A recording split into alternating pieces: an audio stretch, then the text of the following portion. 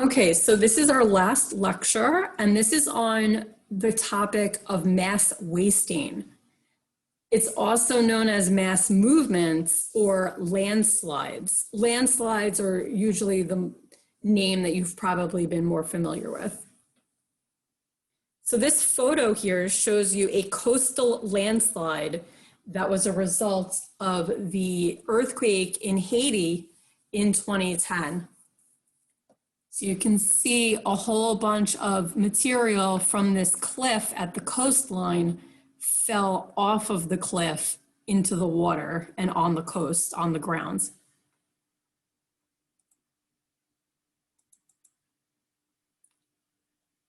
So then I have this little clip from National Geographic about landslides.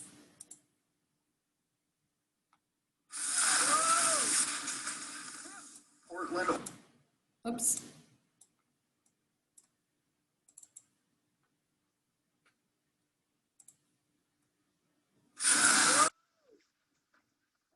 Portland, Oregon, February 1996.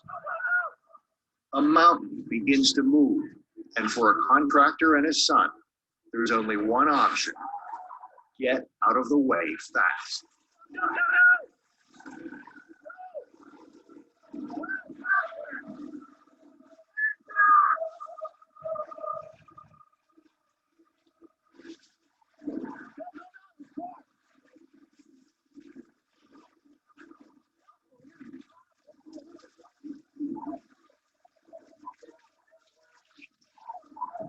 Oh my God! They had just gone head to head with one of nature's most powerful and destructive forces, a landslide. The surface of our planet is constantly reshaping itself, and landslides are a major reason. They strike wherever the soil is loosened by rain or tugged by gravity. It can be a rockfall or a raging river of mud. But wherever the ground fails, it can result in massive destruction.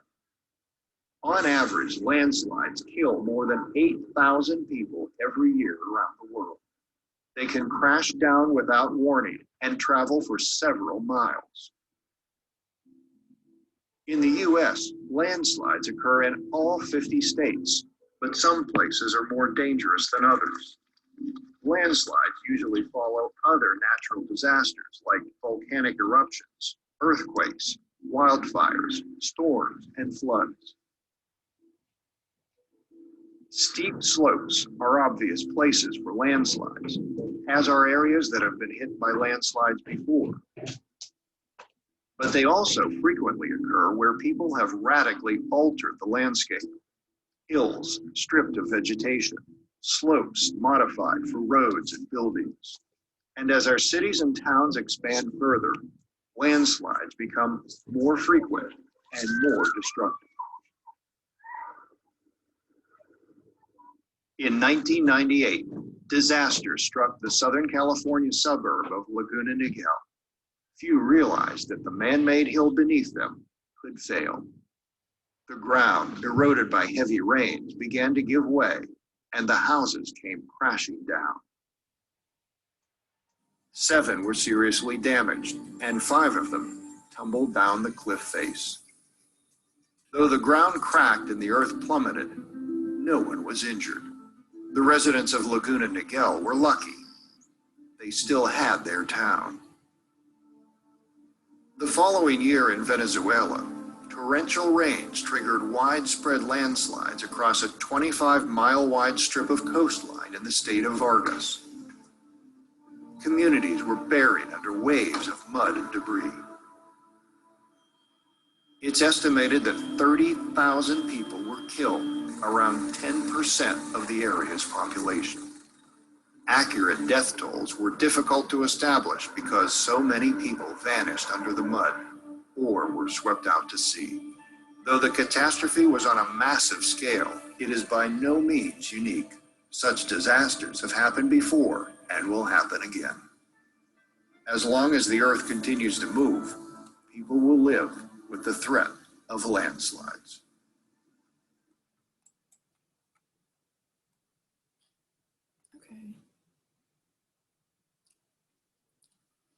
So then we're going to get into more details about landslides, which again, also the topic is called mass wasting. So what is mass wasting? It is the downslope movement of material due to gravity. Earth's surface materials have a certain amount of strength for holding themselves together. We call this shear strength.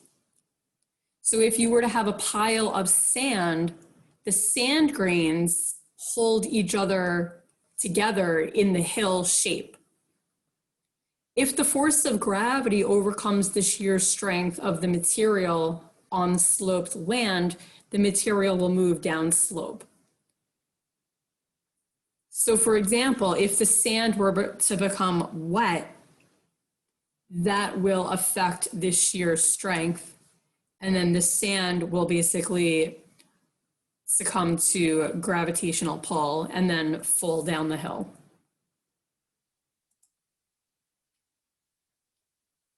So a slope's shear strength depends on the slope material's strength and cohesion, the amount of internal friction between the grains, and any external support of the slope. So if you look at the top corner where it says compression of grains, that is the grains pushing into each other, and it causes friction between the grains, and that helps the grains stay in the slope even though gravity is pulling down on materials in the slope.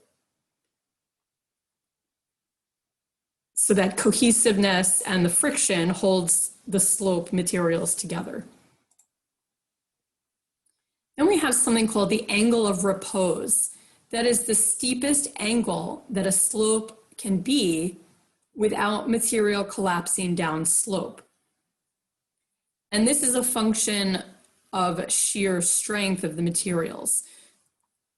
So dry sand will have an angle of repose of 30 degrees. So what that means is when you look at this part of the slope, and then you look at the ground. So between the ground and the slope, that's a 30-degree angle. That's generally the angle of repose of dry sand. If you add a little bit of water and make the sand damp, the little bits of water molecules are going to actually act like glue and help hold the sand grains together. And that's due to water tension.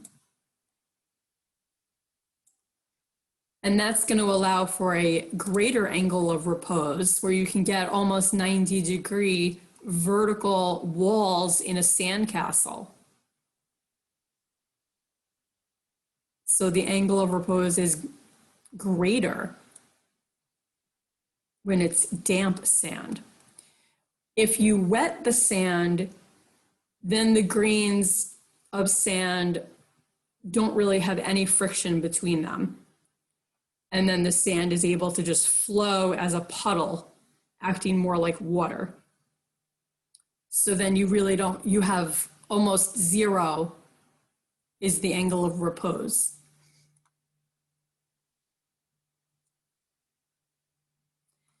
So what are the factors that affect mass wasting? The angle of the slope, vegetation, water content, the underlying geology, or in other words, how does the dip orientation of the underlying rock layers affect if there's going to be a mass wasting event? And then triggering mechanisms. So we will go through all of these. So slope angle is the angle of a slope, and it's a major factor of mass wasting because the steeper the slope, like the triangle slope diagram on the left, that's steeper.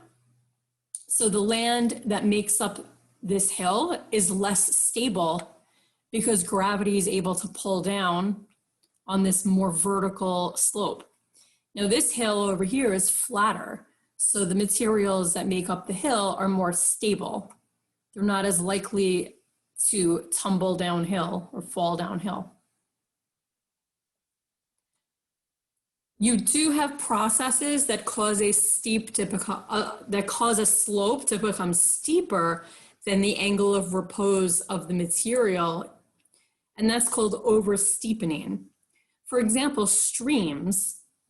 A stream cutting into the banks of a river or causing erosion of the valley walls are going to oversteepen the slope next to the river channel. And then the base of the river valley will fall down. Waves cause overcutting, and that's where storm waves cut into sand dunes or cliffs next to the coast. Also, excavations. What that is when you have construction crew come into an area and they cut into the side of a hill. And that creates an area of flat land where you could then build roads, buildings, parking lots, things like that. So this shows you the undercutting of the base of a slope due to a stream that is eroding the land. So here the stream is cutting into this slope. It makes it overly steep right at the bottom, and then it makes the hill unstable. And then this whole chunk of the hill material just kind of slides downhill. This is undercutting related to wave action during the winter of 1997 to 1998. And this happened at Bodega Bay in California. So waves cut into this cliff and it affected the hill and it affected the staircase in this hill leading up to this house. Now this is very soft sediment. It's not like hard solid rock. It's soft unconsolidated sediment that makes up this cliff. So it's very easily eroded by waves. And then this is an example of a highway excavation that disturbed the equilibrium of the slope. So if you look at the top diagram here, it's a hill, and then you cut into that hill to build a road. And then this part of the hill is unstable, and then you have a collapse, a failure of the slope, and it goes across and blocks the road. And this is a photo of this happening, this same type of event happening, where you had a rock fall that blocked the road. Now I like to just point out something in this photo.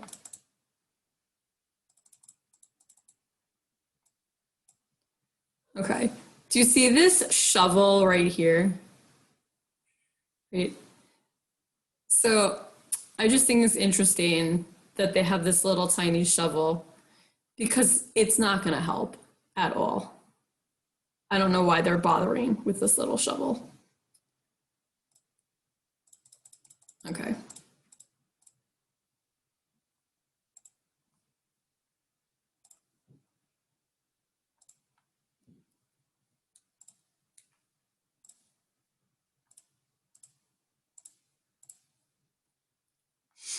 Okay, then we have vegetation.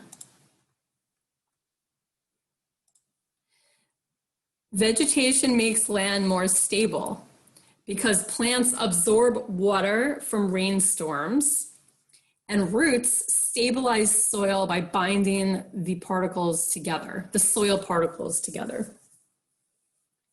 So if vegetation were to be removed by human activity or by natural activity, then you may have landslides. So human activity might include logging, which is when you go into a forested area and you cut down trees. So you are leaving behind just bare soil.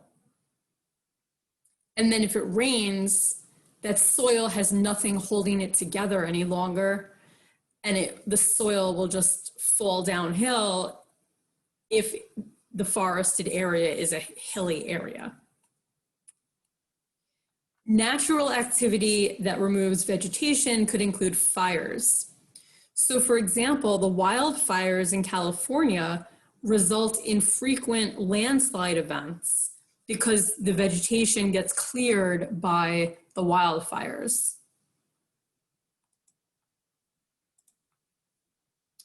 Then we have water content.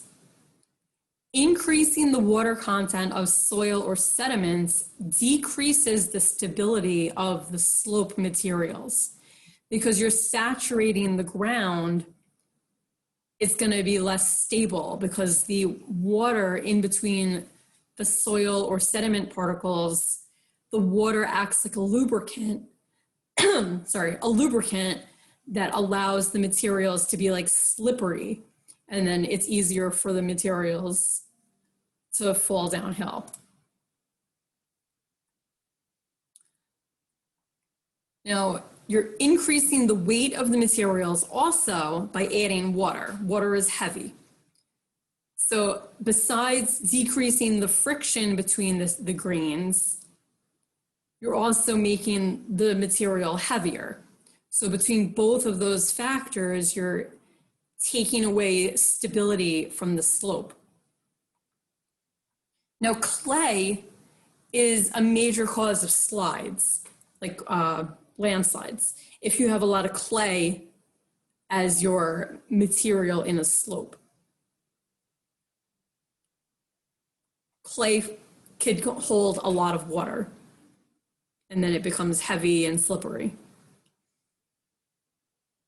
This photo shows you a landslide triggered by heavy rains in La Conchita, California.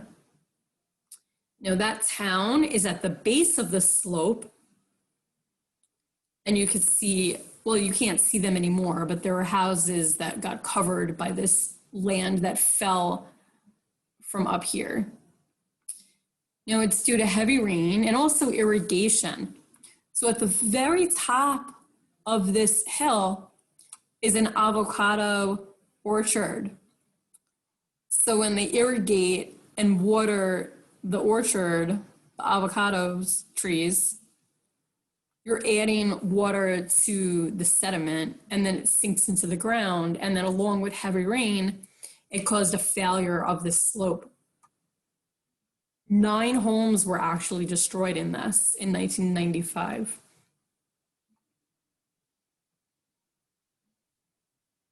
Then you have underlying geology and how that relates to slope stability. So if the rocks on the slope dip in the same direction as the slope, mass wasting is more likely. So what do I mean by that?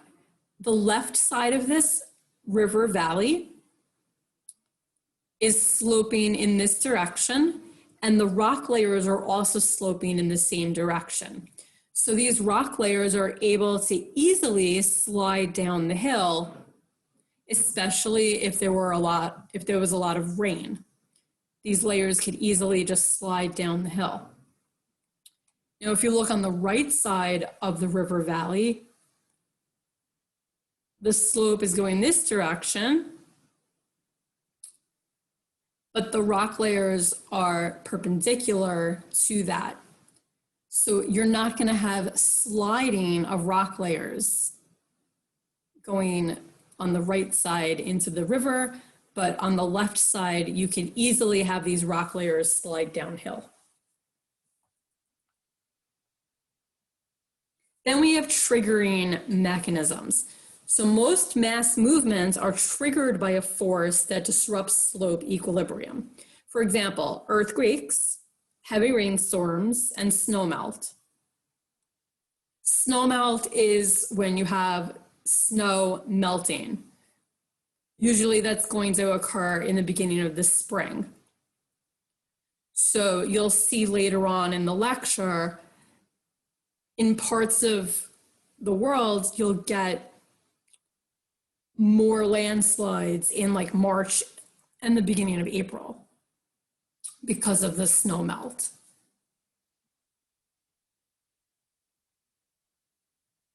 Now, what are the different types of mass wasting events?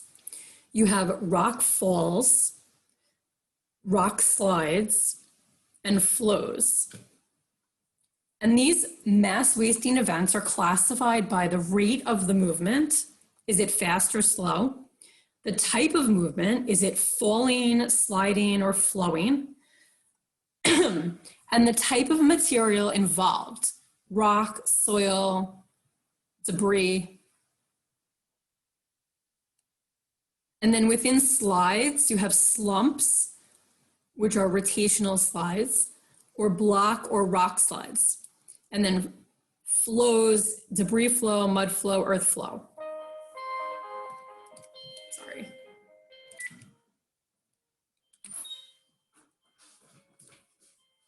Now, rock falls, excuse me. I have it right here. Okay, sorry. So rock falls are extremely rapid. They are common. They occur at canyons, cliffs, and road cuts. And they are common in mountainous areas. They're related to failure occurring along joints. And the failure can be enhanced by frost wedging or by the boundaries between rock layers, which we call bedding planes. So if you look at the diagram here, the blue, the pink, and that reddish brown color are different rock layers. So the boundary between the rock layers are called bedding planes. Now, rock falls can be triggered by undercutting or by earthquakes, frost wedging, things like that. And it's basically just rocks falling. And then they accumulate at the base of the cliff, and that's called talus, which we talked about a long time ago during the sedimentary chapter.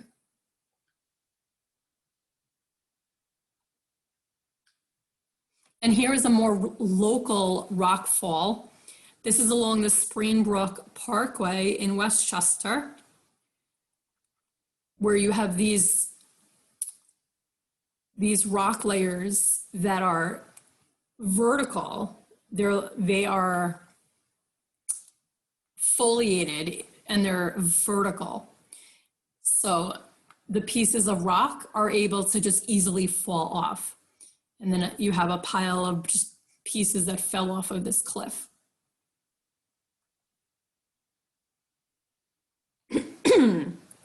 You could prevent rock falls, for example, by putting up a wire mesh, like a fence. It's kind of fencing material that you attach to the rock wall.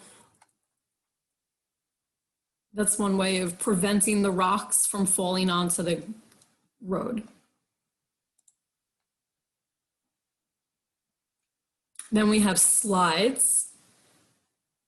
That's movement of material along one or more surfaces of failure. It can involve soil, rock, or a combination of materials.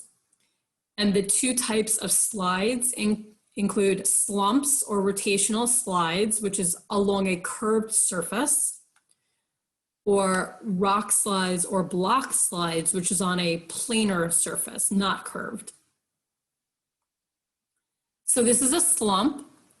It's a movement along a curved surface. And then you get these bare areas, which we call scarps. And it's like you won't have any vegetation on this scarp because it's a freshly exposed surface. This is a 600-foot high scarp in Washington state related to a landslide in 2014. So there used to be land here going like across, and then it fell. So now you have this whole exposed scarp that's a vertical exposure.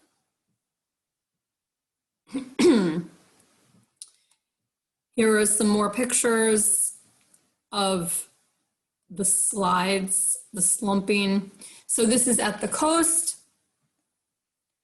And you can look, if you look more closely far back, you see there's a little bit of slumping on the road here where it kind of fell. This is a little bit of slumping in this land over here, over here, over here. And then you have a more significant towards the coastline. Now this could have happened because of wave action hitting the base of this cliff. Over time, it causes instability, and then this huge chunk of land drops down. That's your slump. Also kind of makes you wonder why you would build a road so close to the edge of a cliff that's made of like this loose sediment.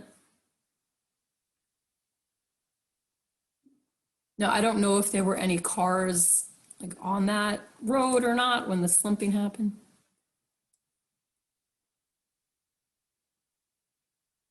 So there's a question, can landslides be detected? By the way, I did see all your jokes. I saw the jokes about when I showed you the shovel. I did see those in the chat. Some landslides happen suddenly and you can't really predict that they're gonna happen.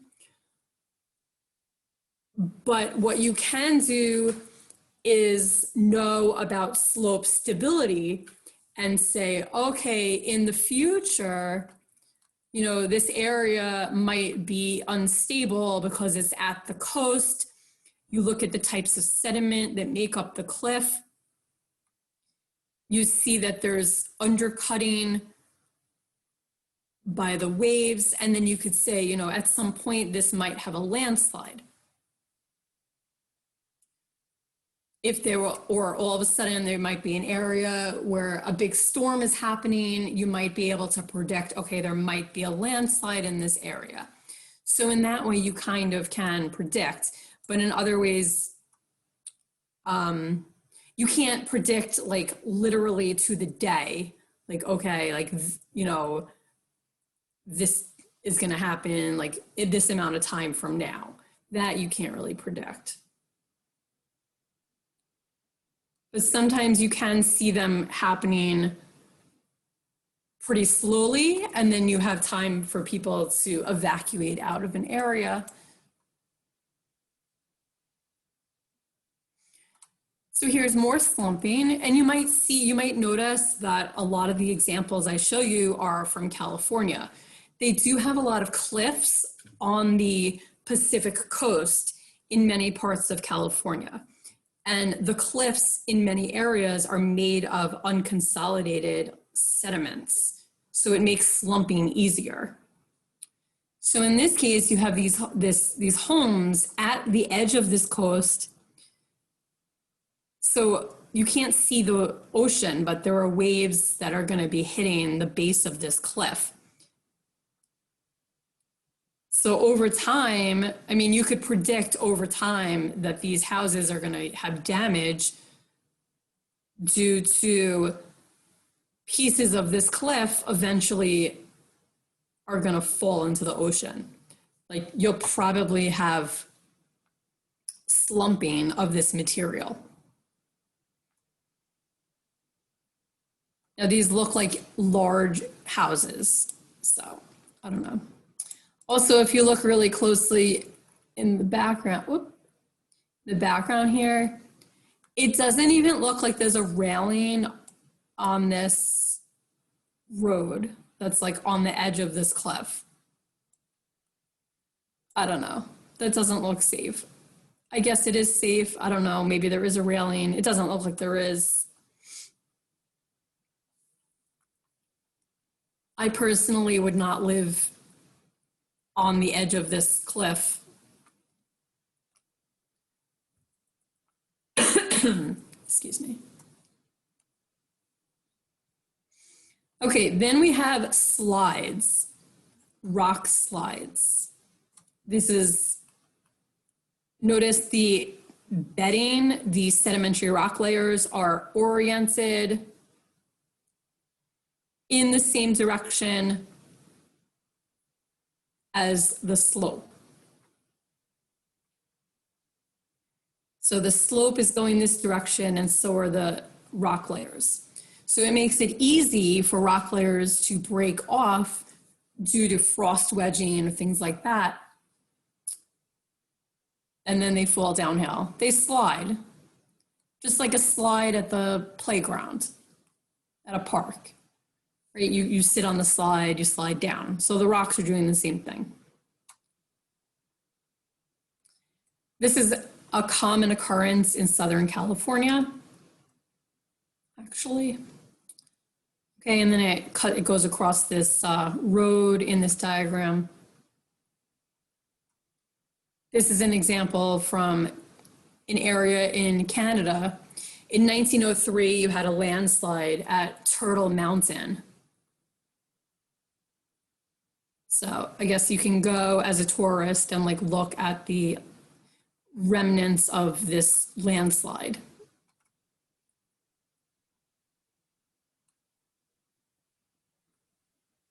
Most rock slides result when the underlying rocks dip in the same general angle as the slope of the land. So I'm also going to add direction.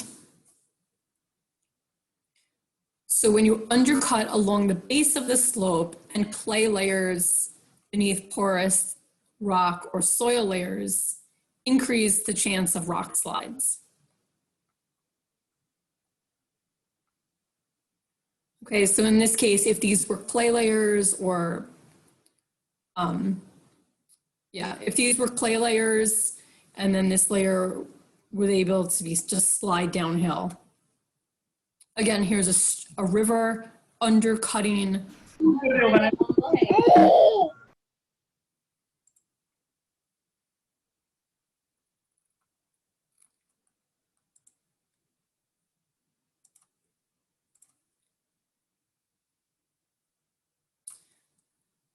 Here are some more rock slides. This is, again, California. This is Laguna Beach. Here's Los Angeles. Here's Long Beach. Here's Laguna Beach. So you had a rock slide there and a combination of interbedded clay layers that became slippery when wet. Rocks dipping in the same direction as the slope of the sea cliffs. And then you had undercutting of the sea cliffs by wave action, all activated a rock slide. And that happened in 1978. And then they had another rock slide in the same area in 2005.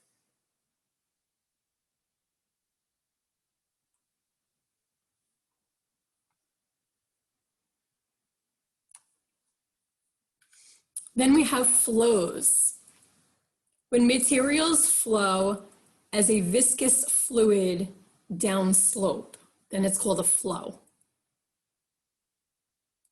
So the speed of the movement of flow ranges from extremely slow to very rapid. It can begin as a fall, a slump, or a slide, and then change to a flow further downslope. You can have mud flows, debris flows, or earth flows. Okay, let's take a break and come back at 2 o'clock.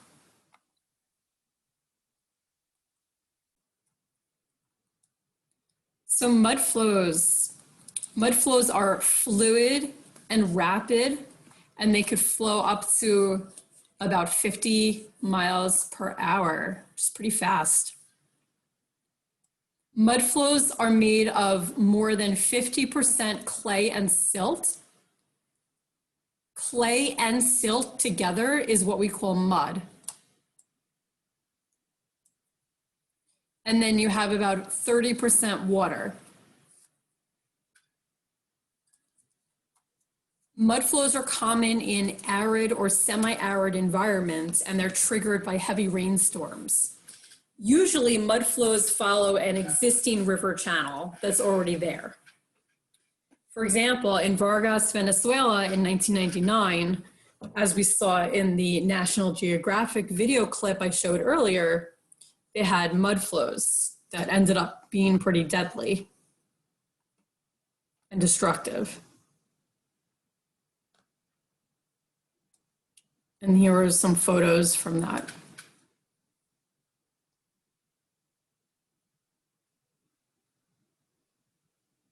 This is a photo of the result of a mud flow in Rocky Mountain National Park. So the mud flow came out of the mountain area and went across a river.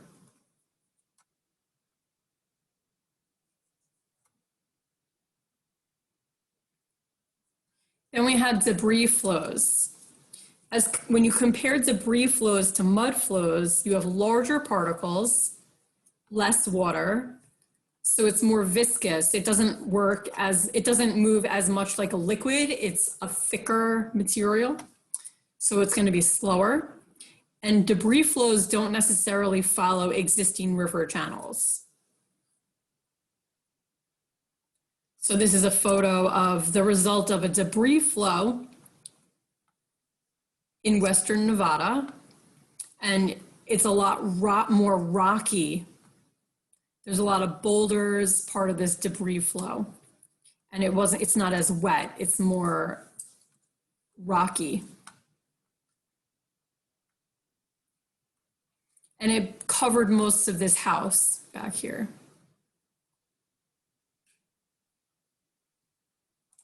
Then we have earth flows. Earth flows are slow, thick, viscous, wet materials. Earth flows are common in humid climates on grassy, soil-covered slopes after you have heavy rain.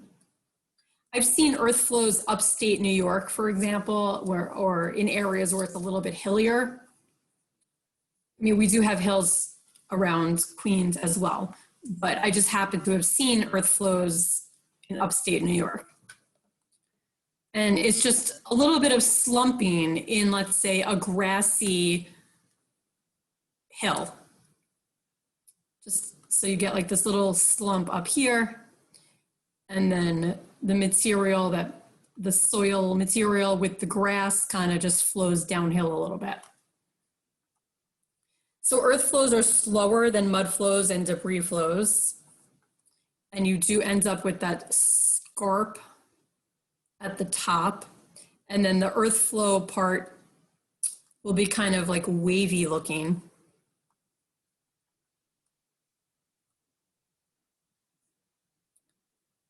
So here's another picture and a diagram of an earth flow.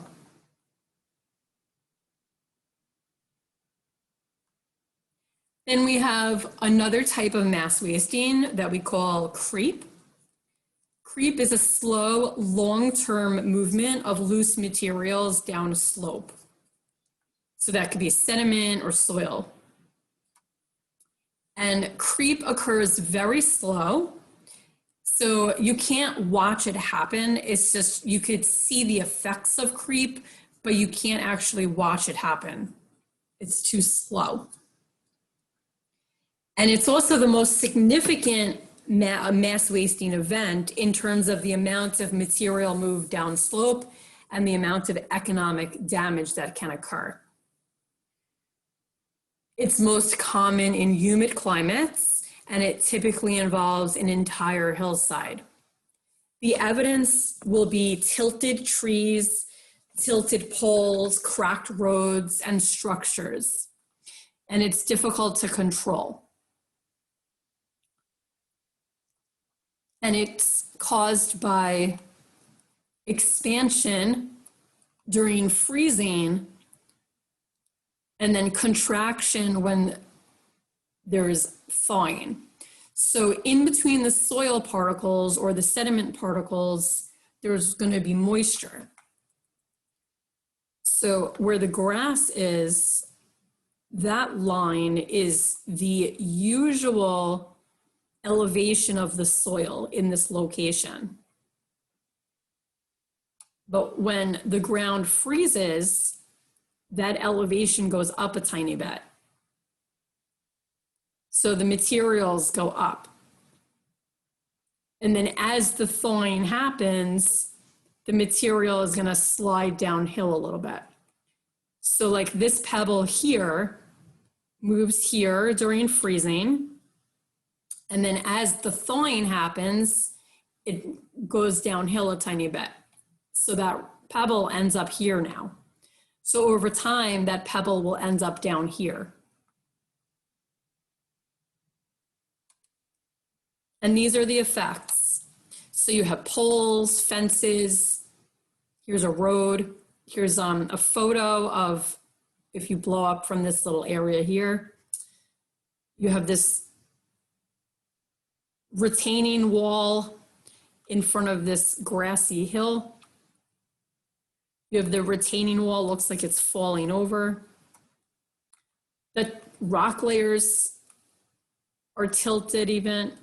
If you look underneath the ground at the rock layers, you have these tombstones that are tilted. The tree trunks get tilted.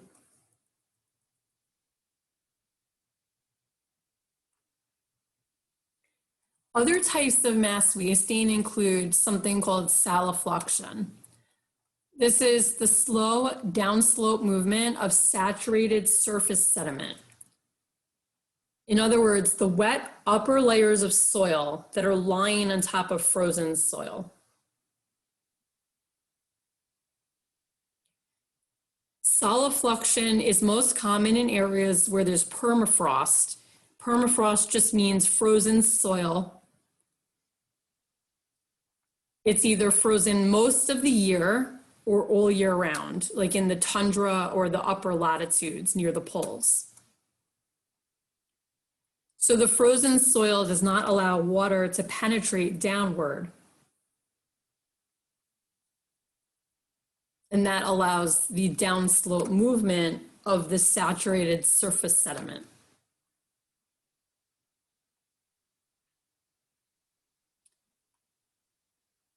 And this is an example of a salifluction sheet or salifluction sheets near Eagles Summit in Alaska.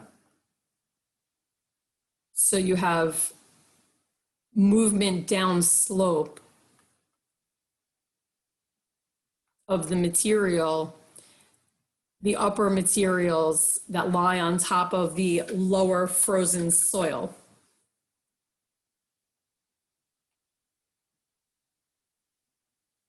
This is a map that shows you areas where permafrost and salifluction occur in the northern hemisphere.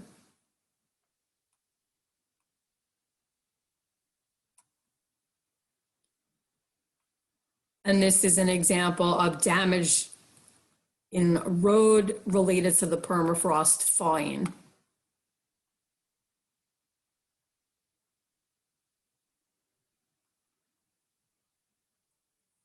And then this house here, which is south of Fairbanks, Alaska, has settled in the ground unevenly because the underlying permafrost in the fine-grained silt and sand has thawed. So different parts of the ground under this house thawed in different ways. So the house settled unevenly. So the salifluction and the permafrost damage is all related to frozen soil. Now, how do we help prevent mass wasting events? There are different methods. You can improve drainage in an area that prevents the sediments from becoming saturated. You could put up retaining walls. And you could reduce slope angles by either benching or doing something called cut and fill. So because water is an important factor in many landslides, you want to improve drainage. Ways to improve drainage include building ditches, gutters, and drain pipes. and planting vegetation.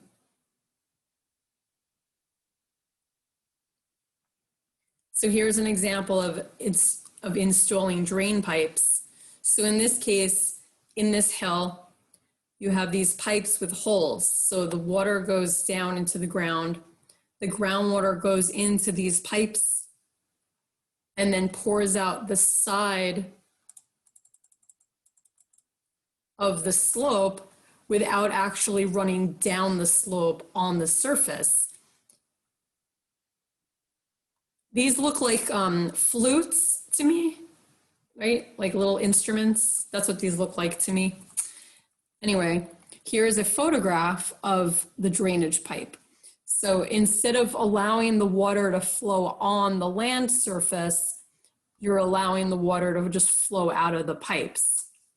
And that lessens the risk of oversaturating or even just saturating the sediment. So it lessens the risk of landslides. Then we have retaining walls. This is a retaining wall built along the base of a hill.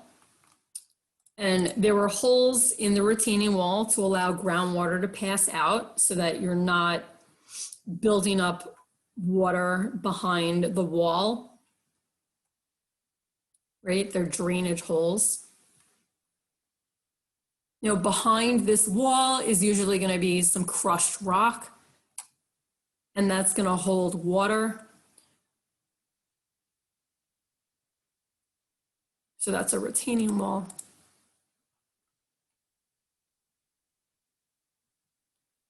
Here's a retaining wall along a highway.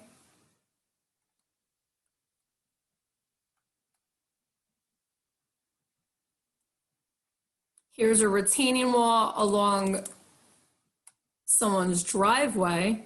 Now this was a very steep hill,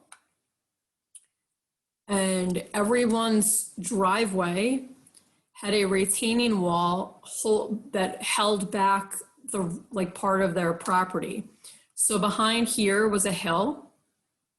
There's a hill like this.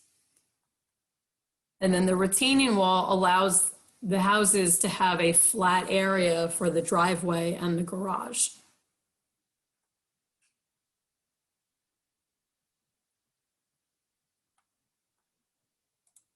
Now, slope reduction.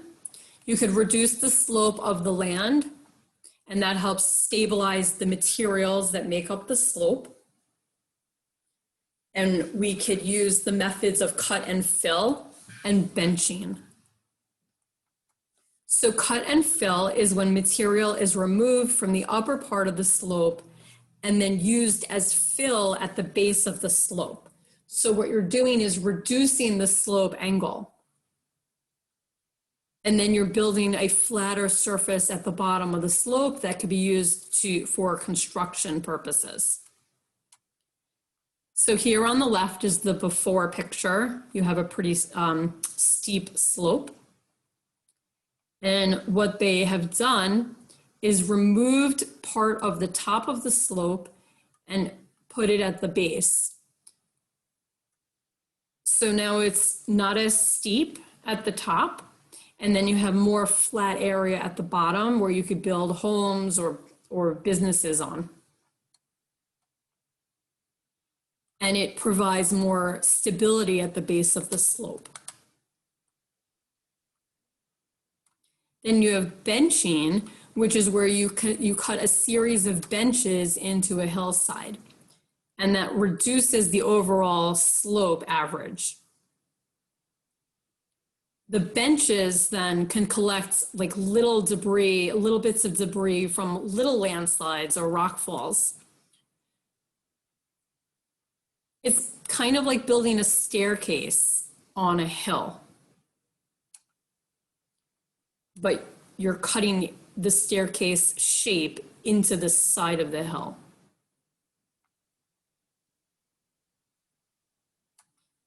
So in this case, you have a very steep hill, and then here they benched it. So you they cut material out of here and made it like a little step. And then you cut out material here and make a little step. So if you were to have landslides, they would be like very small and then just land on whatever step is below.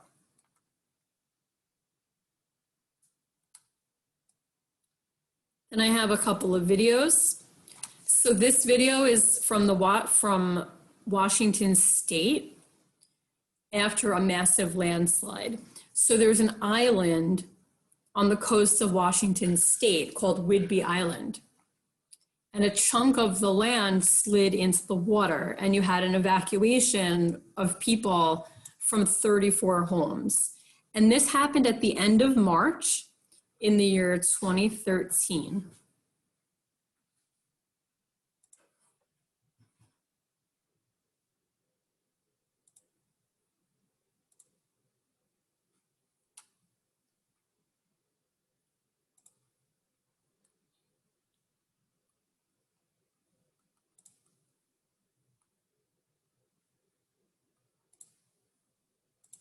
Moving landslides suddenly accelerating and threatening an area in a popular resort town.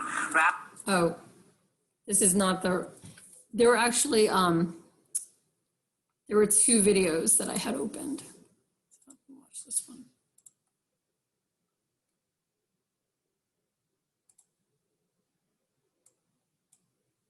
Dramatic upheaval in the earth today on a small island off the coast of Washington State. Residents say it began with a mysterious sound, almost like thunder, and then something terrifying. The earth seemed to crack open. ABC's Neil Karlinski is there. It was just before 4 o'clock in the morning when the slide hit with such force, homeowners thought it must be a massive earthquake. I looked out and noticed that we had no more trees blocking the view and half the yard was gone. One home was swept away and nearly 3 dozen are now evacuated, but remarkably, no one was hurt. This is what it looked like before and now. People below had to be taken out by boat, some with just a handful of their possessions. These houses above are in danger too. You can see where it dropped off. They're evacuating this whole area right now. In fact, they're asking us to leave. Delia Kurt lives above the slide and was told to grab what she can and get out. I was petrified. The hillside is still unstable. You're missing 250 feet of lawn. If you look down there, that's probably 200 feet down. Her deck, which now overlooks the massive landslide, is occasionally shaking. I have wonderful friends who came together and helped me out, so I'm blessed. The island community north of Seattle is prone to landslides. In fact, geologists were examining this very bluff just 1 day earlier. Tonight, neighbors are just praying the hillside stabilizes before their homes go sliding off as well. Neil Karlinski, ABC News, Whidbey Island, Washington.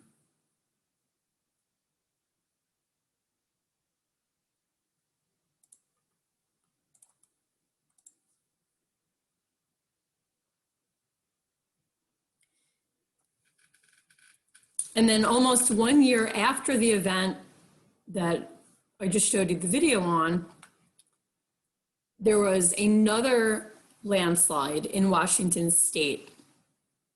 Okay, if you look at the date, it's almost exactly a year later. So perhaps it is related to snowmelt because it's the end of March. So it's in the beginning of the springtime. So they may have more risk of landslides that time of year in Washington State, maybe related to snowmelt. Also, they seem to have loose sediment near the coast, so that might be related as well. And then it gets saturated because of snowmelt.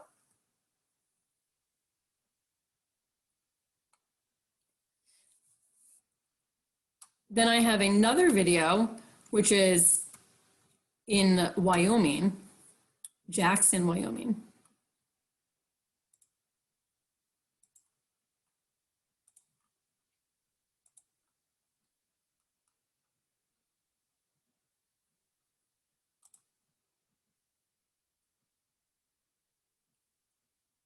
Rattled residents watched helplessly as houses.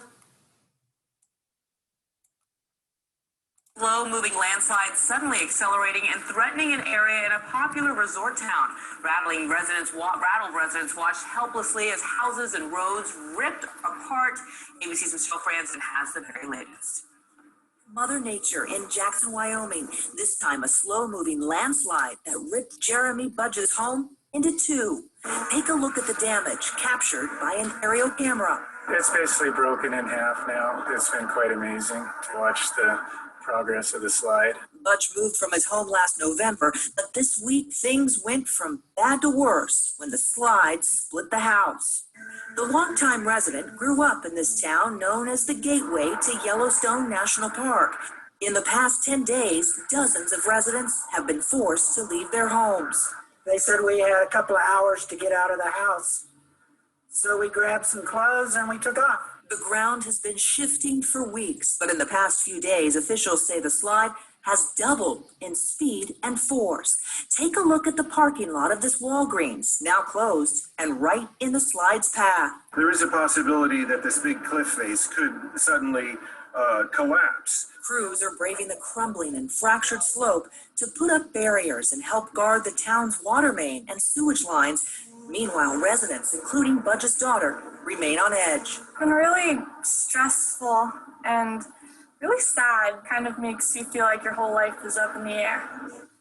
Experts are looking at a number of possible causes for this slide, including man-made, but the main focus now stabilizing all that dirt, clay, and rock before it moves any further. Stressful time for them. Michelle, thank you very much. We turn now to a slow-moving landslide.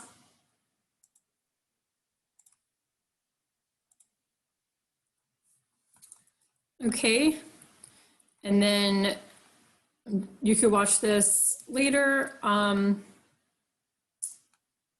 Let me just skip to this for a second. Well, I'll show you this in a second, but this is a map of landslide susceptibility. So it shows you in red is high landslide incidence. So those are going to be areas where it's more likely that a landslide is going to occur.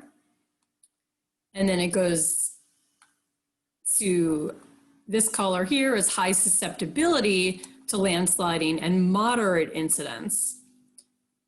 Then blue is high susceptibility and low incidence. Then this orange is moderate incidence, yellow is moderate susceptibility and low incidence, and green is low incidence. So as you can see, most of New York State is in the green, which is low incidence of landslides.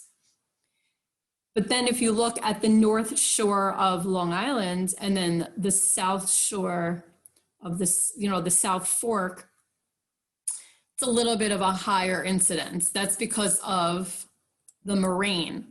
It's hilly and it's made of soft, unconsolidated sediments. So that hilly, loose sediment that's part of the glacial moraine is more susceptible to failure.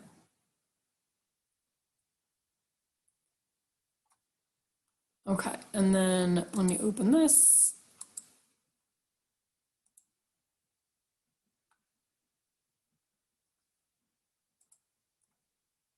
Starting to land.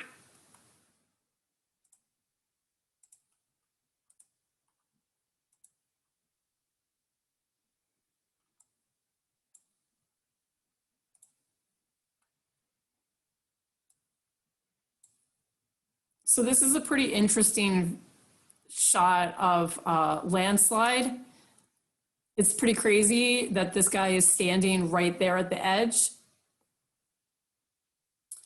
And as you could see, the material, he's kind of shaky with the camera, but as you can see, that's a train track, and the material that is under the train track is, see, like it just fell.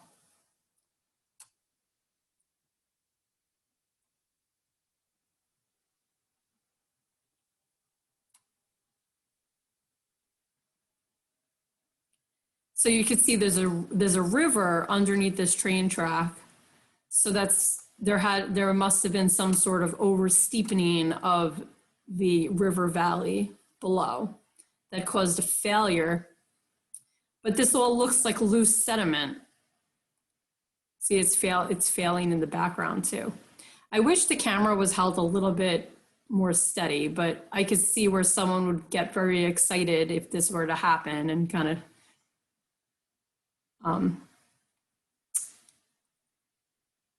shake the camera a lot. So yeah, you can see now like the material that was underneath the train track is now like missing. Right? So this is pretty, it's pretty crazy that we have this footage of this.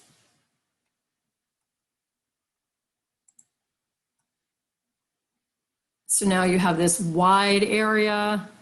I don't know what happened after this. Like if they, I don't know. I don't know how they were able to stabilize this or if they couldn't use this train anymore, like ever again. I'm not really sure.